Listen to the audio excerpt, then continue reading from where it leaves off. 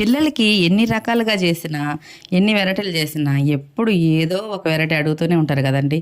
ఈరోజు నేనేసే దోసలో అయితే పిల్లల కోసం ఫస్ట్ అయితే మనం పిండిలో ఉప్పు అవన్నీ కలిపేస్తాం కదండీ! అప్పుడే ఒక టీ స్పూన్ జీలకర్ర వేసేసి కలుపుకొని ఇట్లాగ ఒక దోస ఇట్లా వేసేసి దానిపైన కొంచెం ఎర్రగడ్డలు, కొంచెం కొత్తిమీర అండి ఇది. కొంచెం కొత్తిమీర, తురిమిన క్యారెట్ వేసేసి ఈ విధంగా రోస్ట్గా కాల్చిచ్చేస్తానండి. ఎందుకంటే పిల్లలు ఎప్పుడు మనం ఎన్ని వెరైటీలు చేసి పెడుతున్నా కూడా అట్లా చేయి ఇట్లా చేయి అని అడుగుతూనే ఉంటారు కదా, వాళ్ళ కోసమే కదా మనం ఏం చేసినా. అందుకే ఇట్లా చేశారండి. ఈరోజు మా పిల్లలకి ఈ విధంగా నేనైతే టిఫిన్ రెడీ చేసేసాను. మీ ఇంట్లో మీ పిల్లలకి ఏ విధంగా టిఫిన్ రెడీ చేశారు చూసారు కదా, ఎంత కలర్ఫుల్గా వచ్చింది. పిల్లలకు కూడా చాలా బాగా నచ్చిందనమాట.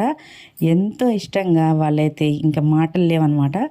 ఫాస్ట్గా తినేసి స్కూల్కి అయితే వెళ్ళిపోతున్నారు. ఓకేనా ఫ్రెండ్స్, బాయ్ అండి. Thank you for watching.